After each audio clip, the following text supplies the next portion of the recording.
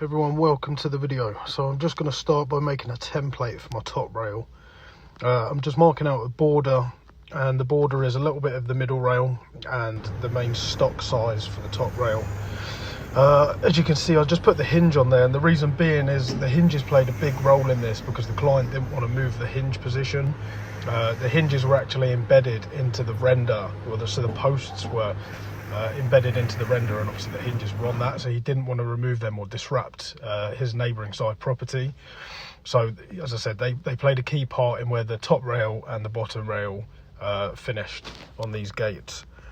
So now that's all finished, I'm just going to go ahead and cut all of my stock to rough sizing, and then make my way over to the thicknesser, well, to the planer or the jointer, put everything across the top, get everything square, and then put it through the machine, through the thicknesser, and it will follow suit, and I'll have 4 nice square edges.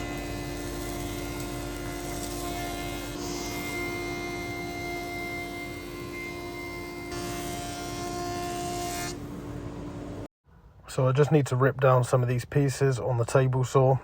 These small lengths are going to be for the spindles. Once this is then ripped down, I can go back and put everything through the thicknesser.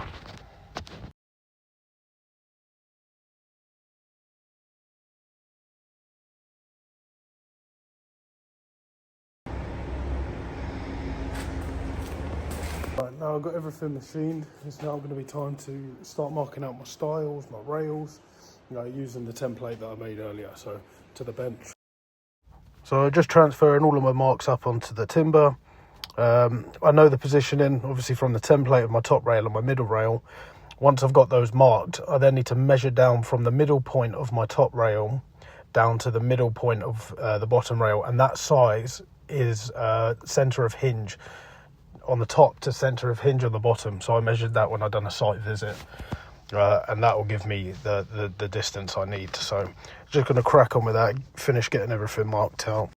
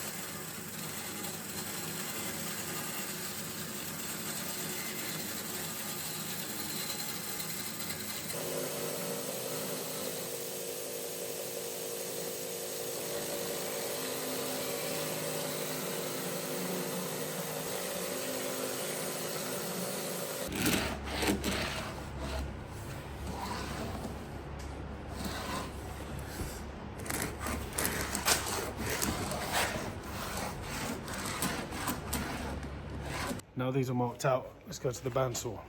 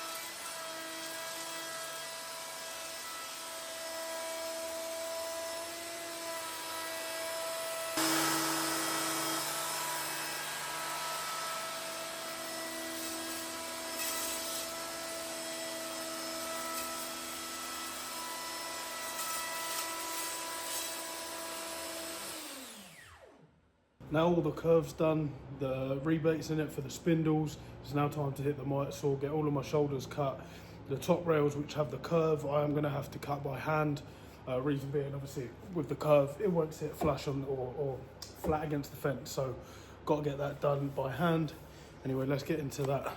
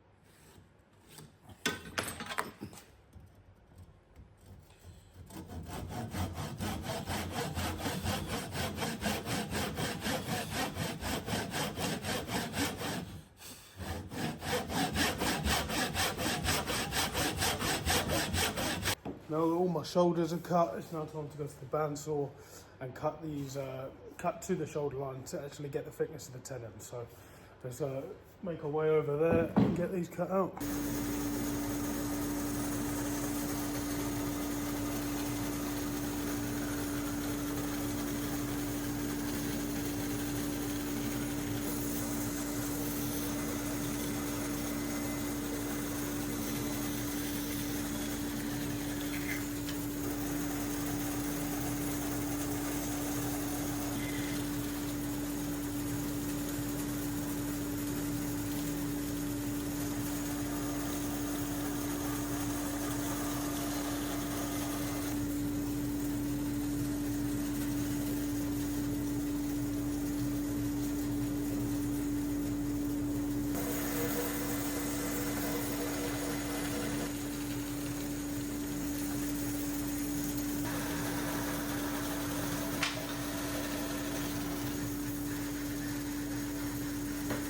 Right, that's all the tenons cut. It's now time to machine the mortises out of the stiles. So I'm going to be hitting the mortiser machine. You're currently witnessing the last pull down on my 3/4 inch chisel. I have to swap to a 15mm, which is annoying because it just means double the amount of passes. So that one's gone to the graveyard. I think the tip snapped, which is frustrating. So another one of those is in my shopping cart. Now all the stiles are machined, got all of the mortises chopped out. I now need to do the middle rail for where the spindles are going to be going. So I just need to set the centre for the chisel and then start machining all of those. So, well, those two, it's not a huge amount to do.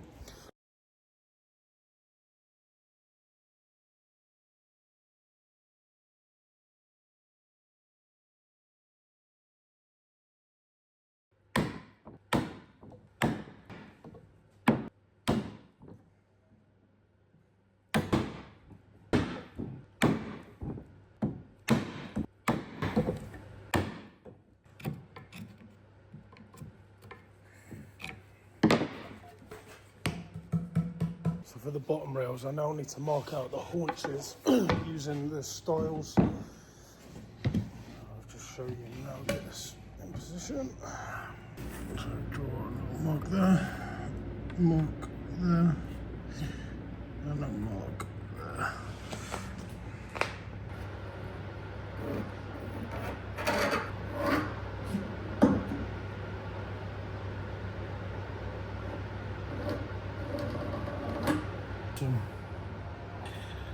Right, so take out that. I always use this material to cut my wedges. With this being a wedge mortise and tenon joint, it's a good chance to do so because it's the right thickness that you need.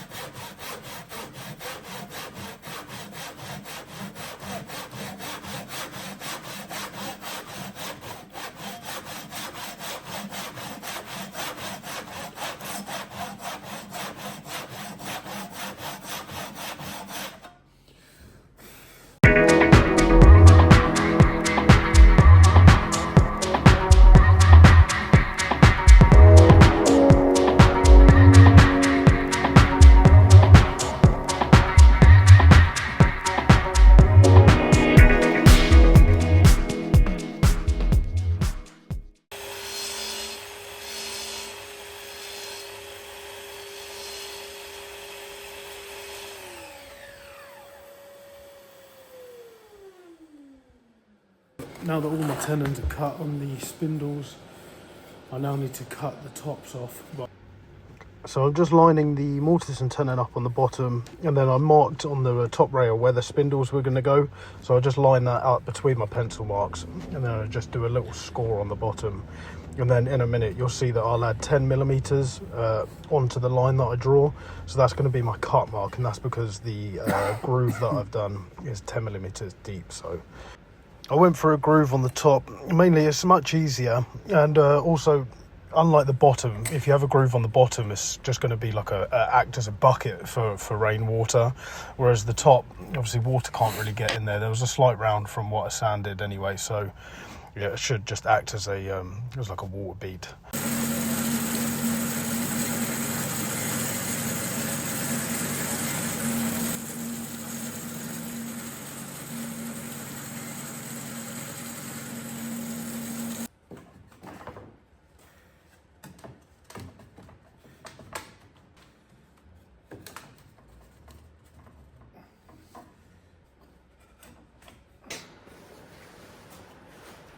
Right, now that's all together, I've done a dry fit. It's now time to take it back apart, get everything glued up, get all the tenons wedged. Let's go.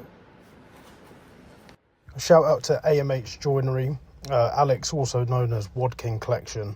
In my previous video he pointed out that tight bond isn't 100% effective, and that stronger glue joint with Accoya timber, he said that I need to use a polyurethane. Thankfully that this is going to have wedged mortise and tenon, so it's only relying on the glue, but thanks a lot for the heads up, mate, it's much appreciated.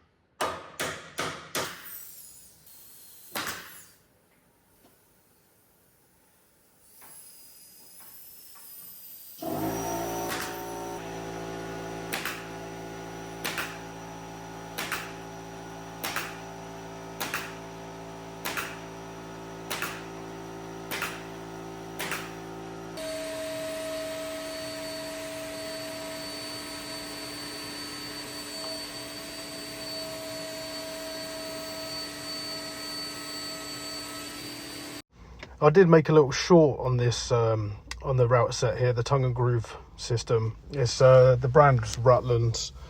Go and check that out, it's decent. I gave it a thumbs up. I got a flawless finish. There wasn't much tear out. The joint go together nice if you can line up the male and the female correctly. But yeah, overall that was pretty good.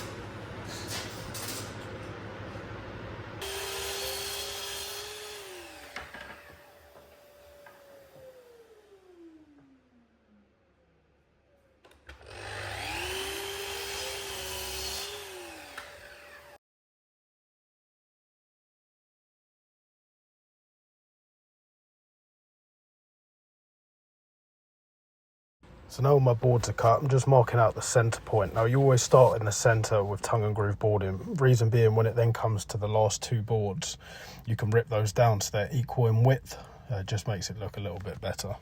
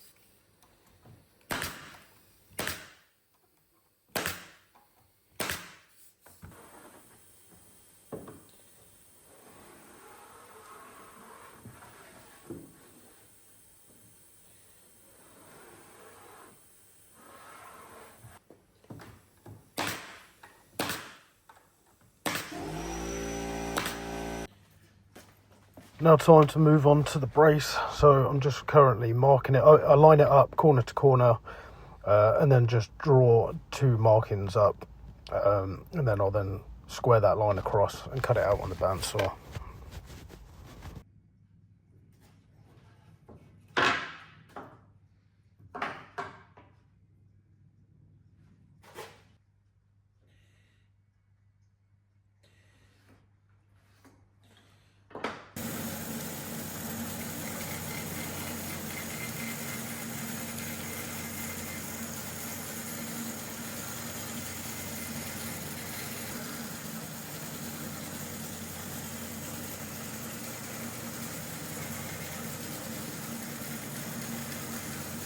So that is the main construction of the gate complete. It's now just a matter of making it look pretty. So I'm just going across all of these spindles, just adding some chamfers. I need to use two routers. Reason being, I can't get the palm router into that last spindle, so I'm having to rest the big one on the stile and actually run it on the inside of the spindle just there. Anyway, final steps. I'm just going to plane and sand everything and get it ready for the customer so it's all ready for staining. Thanks for watching. I hope you enjoyed this video. Let me know in the comments any tips, tricks, methods.